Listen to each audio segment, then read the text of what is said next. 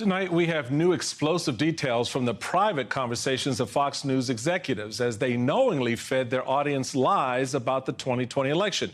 Now, this comes from a new court filing in the defamation case against Fox brought by Dominion Voting Systems. Fox hosts and guests claimed over and over that their voting machines were part of a conspiracy to steal the election from Donald Trump. And today's filing reveals more evidence that the top brass at Fox allowed those kinds of lies to go on the air because it was good for business. In one example, Fox Corp chairman Rupert Murdoch explained why they kept booking Mike Lindell, an election denier and the founder of a pillow company that is a big advertiser on Fox. Quote, "It is not red or blue, it is green." Fox chose Mike Lindell's money over the truth and democracy. I'm joined now by Angelo Carusone, President and CEO of Media Matters, and David Folkenflik, NPR news media correspondent and the author of Murdoch's World, The Last of the Old Media Empires. Welcome to you both. David, let's start with you. What do you make? What's your take of these new revelations in this filing? Well, I think there are really two ways to think about this. One is to look hard about what this says about Fox News as a purveyor of information and opinion, and as such an influencer of our political sphere, particularly in the Republican side and in the pro-Trump core currently. But there's also the legal case here. What Dominion Voting Systems is arguing is that it was defamed and that it was badly damaged reputationally and financially by the claims propagated on a whole bunch of Fox shows that it was switching votes from Donald Trump to Joe Biden in November of 2020 as part of an intentional election fraud. And what you see in their arguments is that this wasn't something done just by a rogue host, by Lou Dobbs, who was forced out when another election tech company sued Fox in early 2021, or by Maria Bartiromo, or by Jeanine Pirro, or by others, but that this, in fact, was part of a strategy done from the lowest ranks of Fox to the top echelons of Fox Corp, its parent company, to win back Trump voters enraged by the fact that Fox News, of all places, the place they turned to for support and sustenance, had been the first TV outlet to call Arizona for Joe Biden on election night. And what you see in the new filings that I've been reading through all afternoon this evening, in these myriad pages and presentations, is documentation of the degree to which Rupert Murdoch, the founder of Fox Corp, his son Lachlan, the executive chairman, Raj Shah, a senior vice president at Fox Corp, who had previously been a Trump White House aide,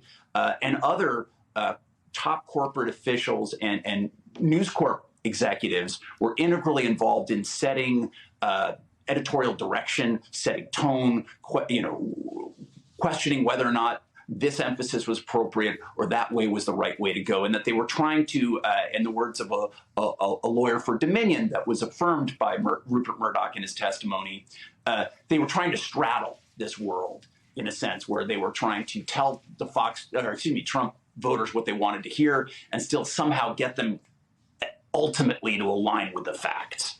And this was an easing, kind of a negotiation rather than bluntly sharing information that you have faith in. Right.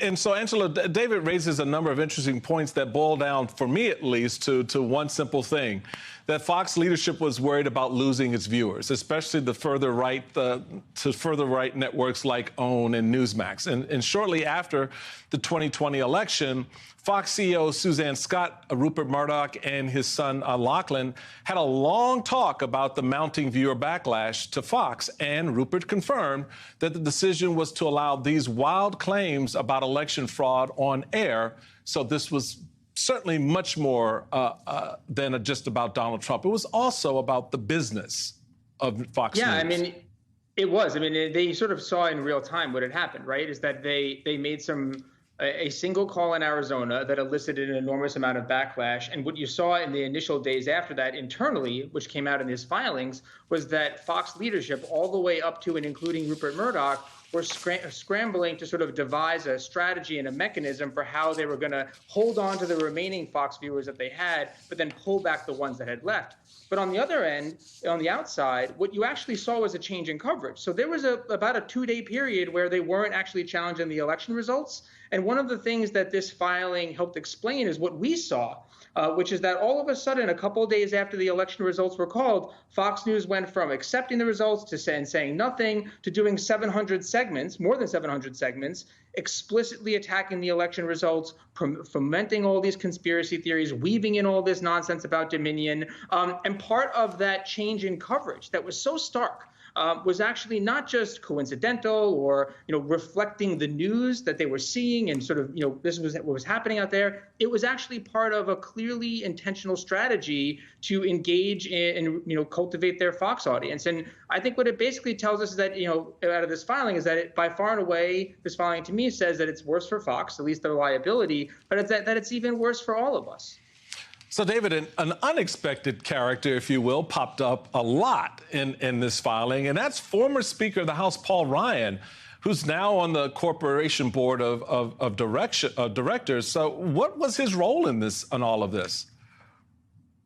Well, you saw him in December and January in particular reaching out to the Murdochs and saying, we have to share the facts with the public. And in fact, this is important as a matter of principle and important as a matter of business policy. He said in his sworn statements, his deposition with Dominion's lawyers, that he thought he had a fiduciary responsibility to Fox to try to lead the network, presumably through the Murdochs and others, to safe ground away from Trump. That had been damaging to Fox's brand and also damaging to the public good.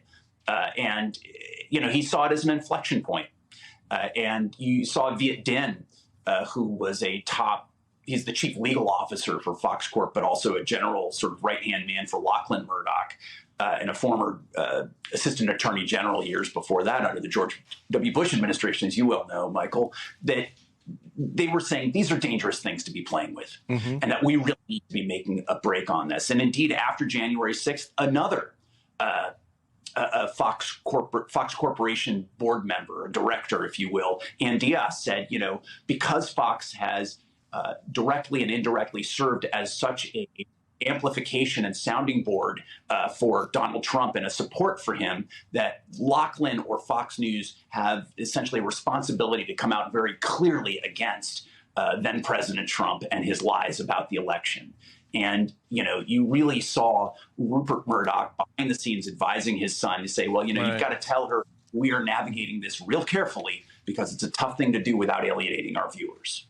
And Angela, we've got about less than 30 seconds left, but I want to ask you this one point because it's important. I think, the Fox hosts that were on television repeating this big lie, they knew it was all BS. But few of them, very few of them, seem to be true believers in all of this, except except for someone like Lou Dobbs. They're still on the air. What are we to make of that? Because the Fox News is a political operation. And I think some of the stuff that came out of this, was not just about this case, but more broadly how Fox operates. I mean, Rupert Murdoch gave Joe Biden campaign ads to Jared Kushner, confidential ads before the election, giving insight into strategy and confidential information because it helped the Donald Trump campaign. I mean, they provided material assort for political purposes all across the way, and it's because they function like a political operation. So they knew it. They didn't care because the ends justify the means and the money lines their pocketbook. Even Rupert Murdoch made a reference about that. So, there's accountability for the reporters that tried. They all got punished or fired, and even Rupert Murdoch mentioned it, but not people like, say, Maria Bartiromo or Sean Hannity, because the feature is the bug. Feature is the bug. Angela Carusone and David Folkenflik, thank you both very, very much.